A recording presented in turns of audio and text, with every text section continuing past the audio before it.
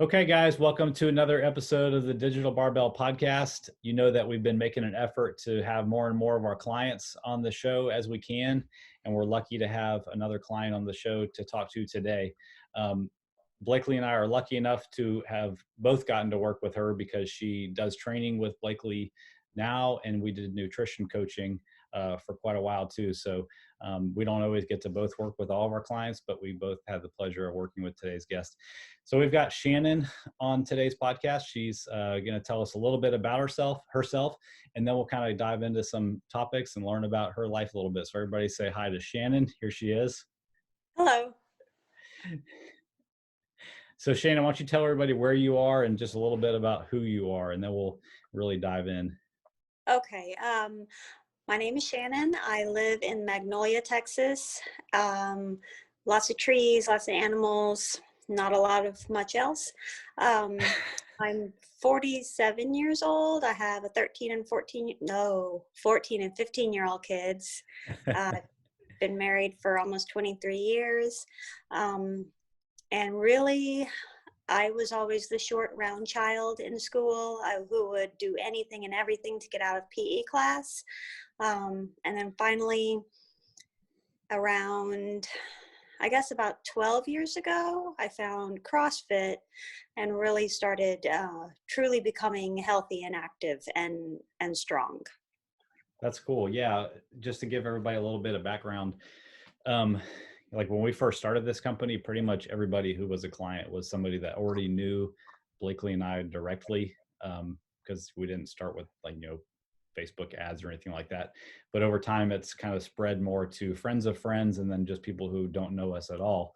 But if I'm not mistaken, you found us through a gym that you used to actually coach at.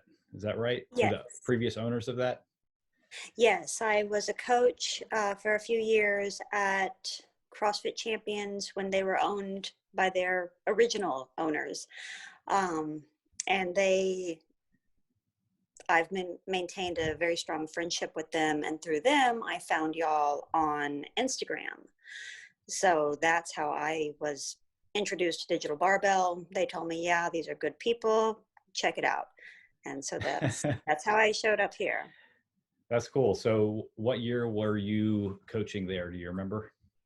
I believe I started coaching there in 2011, and then I was coached for 2 years because then in 2013 we moved here, which was too far away for me to drive for 5 and 6 a.m. classes. Yeah. I'd have to leave my house at 4 something. So Oh, yes, no. yeah, No. That'll ruin your life real quick. yes. So I guess we jumped way ahead to more present times, but what about growing up? Did you do anything athletic then, or what was your, you laughed. Tell me about all things Shannan back in your youth. Oh goodness, all things Shannan back in my youth. I would get in trouble for eating butter in the kitchen. Um, if I'm not making that up, I seriously would do anything and everything to have my mom write a note for me to sit out PE that day. I think you could sit out 3 days in a row without a doctor's note, so I did that repeatedly. In elementary school, I vividly remember one time we were in lines having to run relays, and I kept having the person behind me go in front of me so I'd never have to run. What was behind those things? Like, why did you not want to participate? I was scared. I was extremely shy. Like, look at me sideways and I'm crying. I spent like all up to 5th grade pretty much crying every day at school for one reason or another. Just extremely terrified of everything. And so I also had, like I said, food played a big part in my life, and exercise didn't. I mean, my parents were extremely thin, healthy people. I just didn't want any part of the whole exercise thing. And I also felt like I ran too slow, so I didn't want to be, the slow kid running. So I just tried to remove myself from the situation. Like avoidance rather than being put on the spot and everybody looking at you. Yes. Yeah, But then I one get day, that. yeah, one day a teacher's like, little girl in the blue shirt, I remember, you're going to have to run today. It's like, oh no. So she had known all along that you were passing the torch and not running. Oh yeah. Oh yeah. I'm not that sneaky. So you said this was up until like 5th grade or so, right? Yes. And then junior high, I guess PE became a little more fun in junior high. Um, but still, I was not interested in doing anything athletic. I still have never been on a sports team, just not interested in anything like that. Yeah. And then high school, we only had to take 3 semesters of PE, so that was fantastic for me. So after, when I was about 20, I bought a mountain bike. My brother and his girlfriend at the time did a lot of like trail rides around League City and Clear Lake. And so I'd started doing that with them. And also, step back a little, I guess around junior high, my mom started walking like crazy fast, lady walking every day. That was like her mental break at the end of the day. She didn't work outside the home, but she babysat kids at our house. And so when they were all gone and we were done with dinner, mom would go walk. We just knew that was just happening. And if she didn't walk, she was not pleasant. So that, I started seeing her really take time for herself to exercise as her time, because she did not do anything else. She was like the mom that did everything, because she died. I was 20 years old. I'd never washed clothes. I'd never cooked. I didn't know how. I still lived at home going to U of H. So it was just like, okay, time to grow up. But so started riding my bike, and that was fun. I enjoyed that, but it didn't last. And then just a sporadic activity here and there, but nothing stuck until nothing stuck until like 2009 when I found CrossFit. Yeah. How did you come across CrossFit? I would be driving back and forth to our house, and I'd see these people out on the side of the road doing, all CrossFit movements and kettlebells and barbells out there. And I was like, okay, that looks like fun. And then finally I got up the nerve, got a friend of mine, because they were doing like a boot camp program, like 3 mornings a week from like 5 to 6 in the morning. So I did that. My friend lasted a couple weeks. So I did the boot camp program for 3 months, and then decided to go on and become like part of the gym, actually, and part of the CrossFit classes. And I just loved it. Yeah. What did you like about it? Was it the workouts itself? Was it the friendships? All of it? That, and also when I delivered my son, who's now 15, I shattered 3 vertebrae pushing him out. And so from the time that, like 4 years there, I was just in horrible pain, dealing with my back, also because he was 5 weeks old before anybody took an x-ray of my back to see why I kept complaining about my back hurting. Wow. So I didn't really heal well. So I was always in pain. And then I did notice that once I started getting stronger overall, like all of my muscles getting stronger, my back pain really diminished. It's never gone away, but I'm functional now. I don't, I'm not always in a lot of pain like I was for those years before.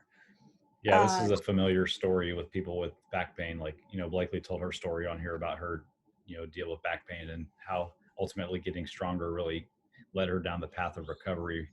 So I'm not surprised to hear that it helped you also. Also, you reminded me that you and Blakely went to the same high school. Yes, Clear Lake High School. I Yeah. How graduated. crazy I is that? graduated in 91, and then we all graduated from U of H Clear Lake. Yeah, we all three went to U of H Clear Lake. How cool is Yeah, that? I got Small world. my BS in sociology. Okay, I was a psych major there. Blakely was management information systems, which is just a fancy Okay. way to say that she's a whole lot smarter than I am. Okay, so you're going to the CrossFit gym. Your back is starting to feel better. You're getting stronger overall. And then, how did you decide to start coaching? Um, Owners were looking for a few new coaches, and so I sent an email. I'm like, I don't know if I'm the kind of person you want, because I certainly could not do all the movements. I was not doing all my workouts were scaled Mm-hmm. tremendously. I wasn't the fastest. I wasn't the strongest, but I was interested in it. And they said, yeah, I think it might be a good fit.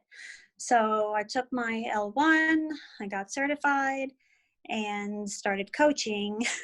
My very first class, Matt and Pam were both in the class. Oh, no pressure there. Oh no, it wasn't intimidating at all. So I made it through that, and I just loved it. I have never had a job I loved, but I truly loved coaching. I loved my athletes, and still through all of it, I'd have conversations with owners like, I feel like I'm pretending, I'm playing, I can't do all this stuff. They know I can't do it. And they would reassure me that's kind of like why so many of the athletes liked me as much as they did, is that I'd have no problem going, look, I can't do this. I know how you're supposed to do it.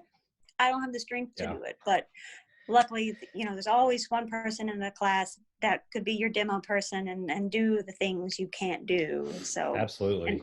I think and I have no problem. Sorry. oh yeah, you got to look around the room and be like, okay, I can't do a ring muscle up, but I know that person can, and they're going to Yeah. be my demonstrator for the day. Yeah. But you touched on, I think, something that a lot of us deal with, and it's kind of like imposter syndrome. Like, I know even coaching other people, even when I feel confident in my ability to coach them, there's always times where maybe things aren't going the way that I wanted, and I just start like, man, I'm not cut out to do this. So I understand what you're saying. Like, Mm-hmm. somebody else can validate you and say you're doing a good job, but there's still a mental side of feeling like you're enough. And I think, we all deal with that. So Yeah. take that for what it's worth. That was a big struggle. Just feeling like I have no business being in front of these people telling them what to do, because I feel like I don't know what I'm doing myself. But Yeah. Well, I'm sure you did a good job. And like I said, we're our harshest critic most of the time also. And I know from that's my okay. time of coaching you that's something that you and I have worked on a lot too. Maybe we can get into that a little bit more later. But what you mentioned, like, having some struggle with food earlier in your life, like, were you like a dieter, or like what, tell us like kind of what your relationship with food was, because I'd like to kind of brag about our progress so far. Okay. Yes, probably started dieting, I'd say junior high, as far as restricting, or at least becoming aware, but not in a healthy way, becoming aware of what I was eating. Um, all our food at home was homemade, scratch. I didn't know you could buy cookies at the store because my dad wouldn't eat them. I didn't know that. So at mom handmade everything. Uh, and then high school still, and I remember talking to my mom about it, about, how I need to lose weight. I'm not happy. I need to lose weight. And so she'd like help me come up with a plan of what to eat for lunch and that kind of stuff. And she was always very tiny, just a tiny person. And I remember it was, I think like 7th grade is when I started to weigh more than she did. She weighed like 108 pounds, 5'4", tiny thing. Wow. But she couldn't sit still. I swear if she had to sit down, she'd start vibrating. She could not sit still. So like our house was always spotless clean. And I swear Wow. my mom's probably looking down right now like, holy crap, where did I go wrong? Look at Shannon's house. But anyway, So I'm you're not mad. saying all that non-exercise activity burned a ton of calories for your Yes. mom. But so and then of course, you Well, if know, I could, let me interrupt and just ask, like, what you said, you mentioned like you were becoming aware and you kind of started to have some ideas of like restriction, it sounds like. So what did that look like in real life? back then it was horrible. It was like just hungry all the time, wanting to eat. But I remember being frustrated, like I couldn't figure out what to eat that would be low calorie, and because it was all about calories, calorie only, Mm-hmm. calories. I didn't know about macros at the time. So yes, lots of restriction. And then uh even like I remember like before the kids were born and stuff, just still always kind of struggling with where I was, not ever being truly happy where I was. um it's like my weight, you know, there'd be times that I was happy with the scale, but looking back on it now, in looking at pictures, I was not strong. I might have been thin, but I was not strong. And now I really enjoy being strong. Mm-hmm. It's, I don't know, it makes me feel so much better about myself knowing, okay, I might not need help picking that up, but I might want help picking that up. Right. Uh, I don't feel like I'm capable of taking care of myself. It's like if I get in a Mm-hmm. gym, I feel like I can do whatever needs to be done to pick the 80-pound dog up and put him in the car, whatever needs, that kind of stuff. I think that's super important because, you know, when we look at what is going to keep us independent as we get older, I don't mean just like being on our own, but not having to rely on others to take care of ourselves, building that foundation of strength, you know, from the work that we're putting in the gym, and by having a base level of understanding of our nutrition to support what we're doing as far as those efforts in the gym. I mean, you're setting yourself up for independence in your 60s, 70s, and 80s.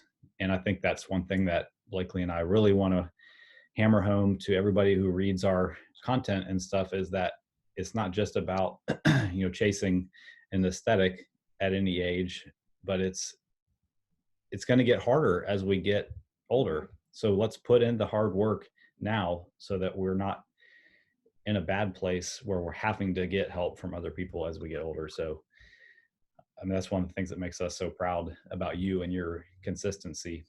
And I mentioned that Blakely is your coach on the fitness side. You joined that 12-week body program back in July. So you finished that and Yes. you're still training. So we'll come back to nutrition a little bit, but so you coached, then eventually you stopped going to CrossFit, and what kind of happened between the time that we met you and when you stopped going to the CrossFit gym?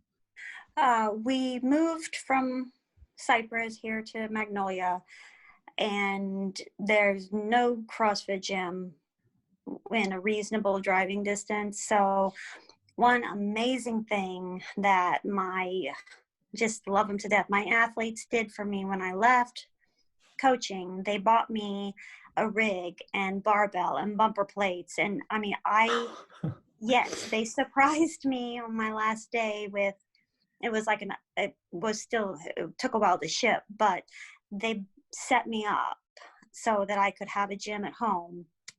Well, safe to And say those people really liked you, Shannon, if there I was think ever they any did. doubt.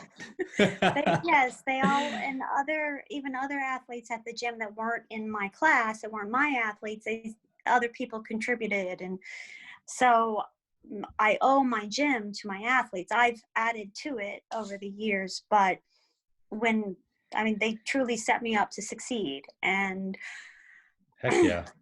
that was very humbling. That was amazing. I was Oh yeah. stunned. So that was 2013 when I left the gym, and out here on my own, I would work out sporadically, really. It's like I'd have a month, I'd have 6 months where, I'd walk the 100 feet to the garage and actually do something. Or I might even go so far as to plan my workout. Or sometimes I might go out there and just mess around and really Yeah. not have a plan, but just, okay, well, I'll pick up these dumbbells today, or I'll pick up the kettlebell Right. today. Do what Um, feels good. Yeah, and I would try following along with other gyms and following their programming. When you have zero accountability, it's so hard not to just go, I don't want to do that. Or, Yeah. there's 5 rounds, I'll do 2, that kind of stuff. But then I did go to another CrossFit gym for a short time in this past 7 years, but that gym closed down. And so I was back at home again. And it just wasn't no long-term consistency. I'd have, little spots of consistency, but nothing that was really going to benefit me in the long run. Yeah, I get that. That's pretty common. So, had you ever heard of like an online coach before before finding us? I did, that I did one, yes, in the time I've been here. And I want to say I spent a couple months working out with that coach online. And then I think I was getting much stronger, which I enjoyed, but she also was doing nutrition for me, and it was just not working for me. I was not happy with what I was eating. I didn't feel satisfied with my food, and I love to eat. I love tasty food, and I finally just kind of gave up on all of that. So other than y'all, I had one experience with Okay. an online coach. But it just wasn't a great long-term thing. Yeah. So, now you're in the continuing version of Body 2.0. What has it been like to work with Blakely? Oh, she's a tough coach. That's It awesome. seemed like the first version of Body, the first 12 weeks, it was like, oh my gosh, I dreaded Friday workouts because they were brutal. I'm like, can we not end the week on a happy note? But no, Just have the day off. yeah. Oh, no, Friday workouts were always tough. No, she's great. I have a bone disease. I deal with brittle osteogenesis imperfecta, brittle bone disease. I've broken, I don't know how many bones, and when I broke my back 15 years ago, that was really the worst thing that I've been through. But so it's nice. I can, get with Blakely, like, okay, today I just physically simply can't do this particular movement. I need to sub this or sub that, or tell me what I should sub. She's great to work with that way. And I've seen great strength improvements. It's just nice to have a coach who's there, who knows exactly what's going on, fantastic programming. I'm seeing results, and even though I hate some of the workouts, I love it. Right. I hear you. I do the same programming. So I hear you. Sometimes it's, sometimes it looks hard on paper and it's not so bad. Sometimes it doesn't look so hard on paper and it's tough. But I think one of the biggest changes that we've seen in you, and we talk about this a lot, is just like, of course, the physical changes, like in your strength and the changes that you've made to your body composition, but in your confidence and just your willingness to, put, setbacks behind you and know that there's always tomorrow. I feel like you've made a lot of progress in that regard since we've been working with you. You get all the credit for that. Y'all have been great encouragers. Do you feel, I mean, we're outside looking in, but that's our perception. I mean, is that how you feel? Do you feel like more confident? Yes. I'm also, it took a long time, and you know this, for me to, so I had a crappy day or even couple of days to not throw in the towel, just suck it up, like, okay, start again now, get back on track Yeah. now. One big thing, nutrition wise, working with you, I don't I I don't feel deprived of things. I like what I eat.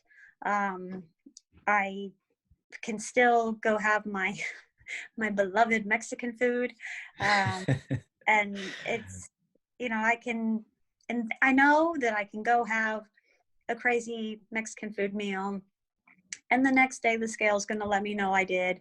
But I also know that, okay, that was one meal, back on track. Everything's going to work back out and going to level off, and the body composition changes will keep happening. The scale is going to go up and down, but just keep at it and keep with it, and it works. I love hearing you say that because we worked on that for so long. I can remember a lot of conversations when in True Coach you would log your weight, and there's a place for you to kind of leave a comment. And I would always get to see your comment when you logged your weight, and a lot of times it would spur a conversation with you. And like getting more and more detailed with your nutrition, like learning about how protein, carbs, and fat can all play a role in your diet without having fear of either one of them. Because I think you used to come from a place where you kind of didn't always feel that way about carbohydrates specifically, right? Yes, definitely. The Because after getting involved with CrossFit, the big paleo surge in that, I did that for the longest time. I tried keto for a while and got to the point where carbs were truly scary. Like, oh my gosh, no, I can't. Like, I would max out at 20 grams of carbs a day for the longest time. And now I'm eating equal carbs and protein grams a day. And it's amazing to me. That's why I feel so, I think that's why it's so easy, because I don't feel like I have to be like, oh gosh, no, I can't have that. I can't have that. I can't have that. I don't deal with that anymore. I just might say, okay, I'm just going to have a little bit of that instead of a huge portion, whether that be chips or bread, or I can make an actual sandwich on 2 pieces of bread and it's okay. I don't do that all the Yeah. time, but a couple times a week I'll have a real sandwich, and it doesn't have any negative effects on me. If anything, it's much more positive, because again, I can just eat regular food with regular people and still maintain the improvements I have made. Yeah, I love that because it just opens up your eyes to the fact that it's not about one specific food that you can't have. It's about how it all fits together as a puzzle. And kind of going back to you and I talking about your body weight and stuff, how many times did I tell you over the months that we were working together that I don't really care what your weight is? Because I think I probably said this within the first 2 weeks of us working together, saying that I think that the more important thing that we need to watch for in you is how you change in pictures and how your measurements change. You remember that conversation? Yes, definitely. Because the scale is not always your friend. And in my case, even the measurements might not do, I don't feel like my measurements did a whole lot, but I could see the picture changes in the pictures were phenomenal to me. And I told you not too long ago, I put on a coat that I bought last year that was snug on my hips, and this year's loose. And the scale is down. I mean, not tremendously, but the the way the body composition has changed, it has made a very big impact. And Hmm. I think most people have, that one pair of loose comfy shorts, and then it became, well, they just fit, and now they're almost too big. Like, I have a hard time keeping them up now. So again, and I didn't lose huge amounts of body weight, but I definitely made huge changes on the inside. Hmm. Yeah. And I need to like post a picture of you. your progress picture, because you have these giant triceps popping out too. you you've seen that picture. You have I like nice big those. strong triceps. Yeah, I mean, it's all those push-ups and those overhead tricep extensions that you're doing with Blakely. But yeah, it's Yes. and honestly, all those visual changes are nice, but going back to what is the point of all of this? Like, you increasing your muscle tone and your muscle mass is only going to benefit you in the long run, because all that extra muscle on your body and the lack of fat because of the change in your body composition means that you can continue to eat more food as you get older to have the energy to do all the things that you want. So, somebody who has a higher body fat percentage and never does the kind of exercise and focus on their nutrition that you've done, maintains that body fat level, lack of muscle, therefore they don't really need to eat a lot of calories. And if they continue to eat a lot of calories, they'll just continue to store more body fat. So you're fueling your body for future Shannan in 20, 25, 30 years. So that's why we put so much darn emphasis on body composition and not just weight. And I know that, and I've seen that mindset shift happen in you, which is pretty crazy, because you have a pretty, you know, good base of knowledge in fitness and nutrition, but there's still always room to bring the mindset side, that tells us that the number on the scale is so darn important. Yes. And another thing that helps me keep going and keep wanting to maintain the muscles I have is, number one, I like being strong. And I also know that the stronger my muscles are, the more protected my bones are. And because I've already have osteoporosis at this age, it's just my bones. I can't change that. All I can do is be strong and hopefully set the best example I can for my kids. Like my son, I bought last year, I got him a 40-pound weight vest to do weighted pull-ups with. And I thought, okay, that'll last him a while. So he puts it on and busts out a couple instantly with all 40 pounds. I'm like, oh my gosh, okay. And my daughter, she has the same bone disease I do.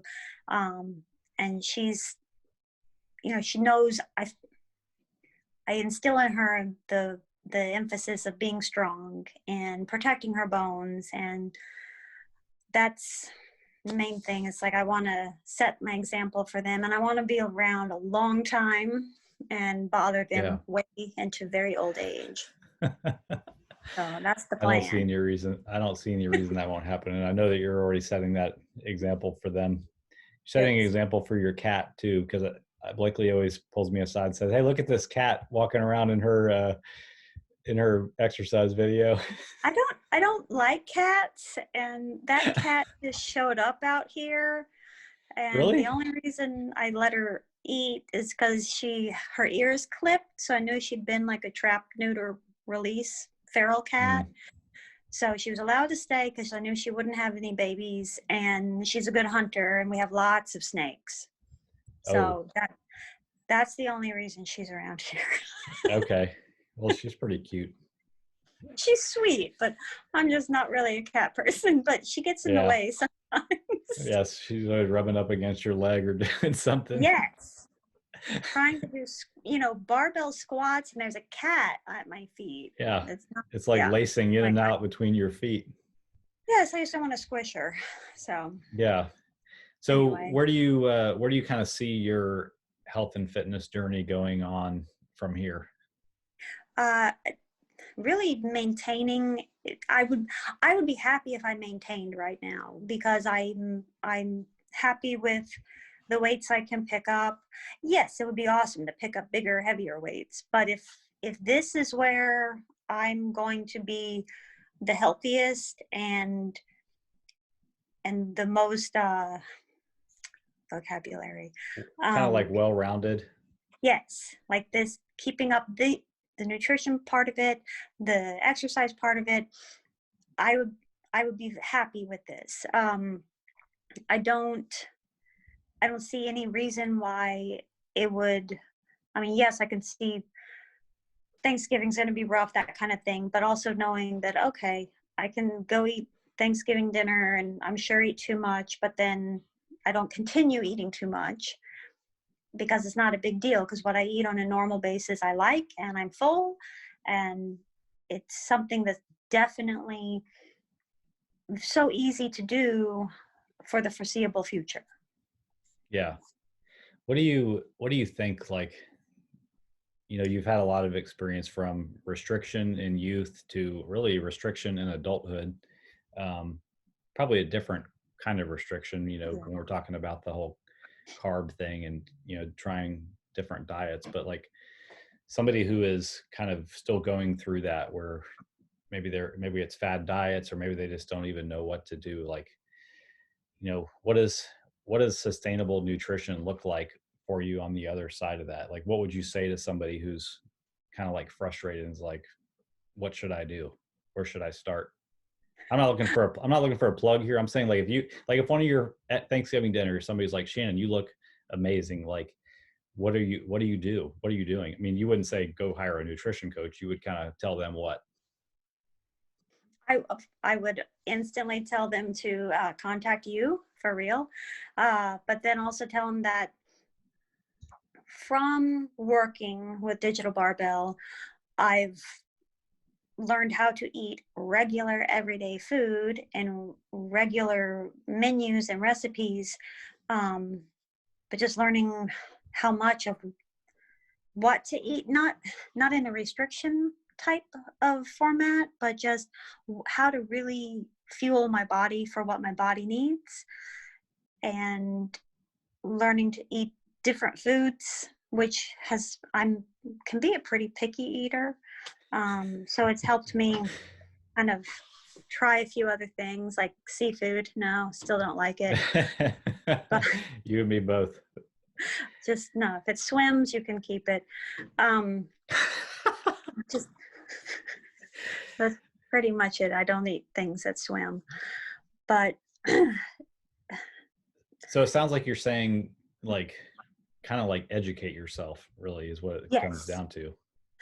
But find someone to help you educate yourself, because if you just go out there on the lovely internet, everything you read is going to contradict the last thing you read. You're not going to know if you're doing it right or doing what you need, because there's no consensus in the general. If you go look up nutrition and how do I eat to improve myself, or how do I truly, nothing makes sense. Everything, right. Yeah. like, well, you got to eat if you look at keto stuff, it tells you got to eat all fat. And then you go look at paleo and it's like, don't eat any grains. And it's so mind-boggling and confusing that I don't know that anybody could really do it on their own. And if they did, oh my gosh, more power to you, because it's so confusing. And I feel like I had a lot of education once I got into all the coaching and everything, but still I didn't find what was sustainable for me. And working with you, I finally found something sustainable.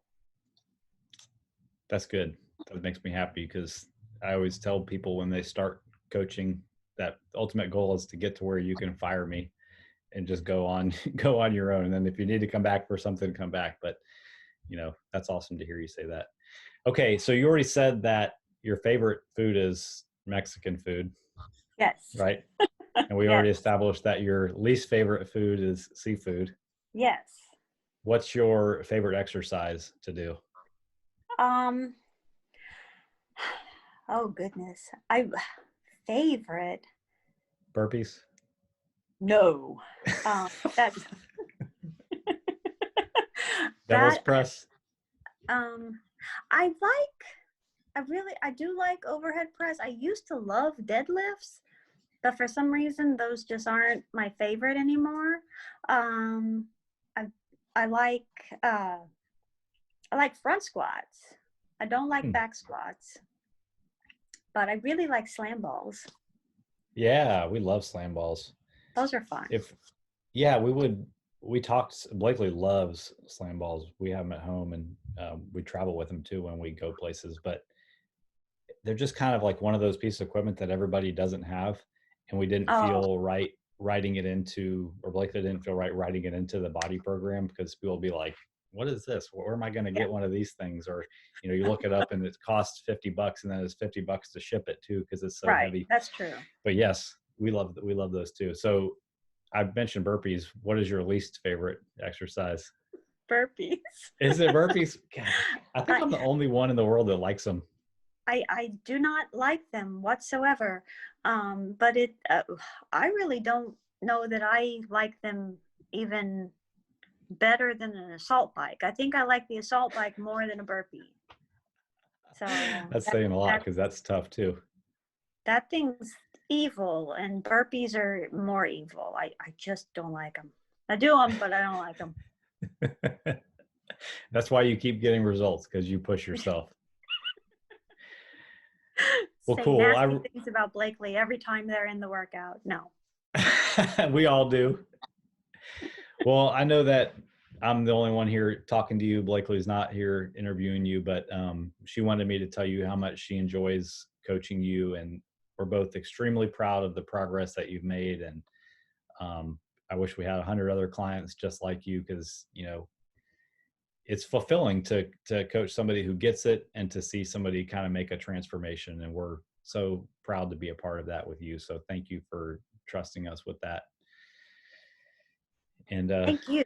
It's been I needed this. It came at the right time. I got involved at the right time, and it's been fantastic. And I guess I'm one of the few people that can say they came out of 2020 stronger and leaner. yeah, I mean, we have a pretty good I list. That's don't a good need I don't statistic. need Weight Watchers. I read a statistic that I don't need Weight over Watchers or AA 70. now. Yeah, I mean, I imagine, I know the alcohol business is doing really well in quarantine times, and something like 70% of people have gained weight since March. So you've bucked the trend as far as that goes. But yeah, I just Thankful. really appreciate your time today. I Yes. hope that somebody pulls something out of your story that they can identify with it, and they use it as a reason to go take action for themselves and improve their health. So thanks again for doing this, Shannan. Oh, you're welcome. This was fun. Awesome. All right. Well, thank you all for listening to this episode. Catch us next week for another episode that will surely be just as amazing as this one. Have a good day.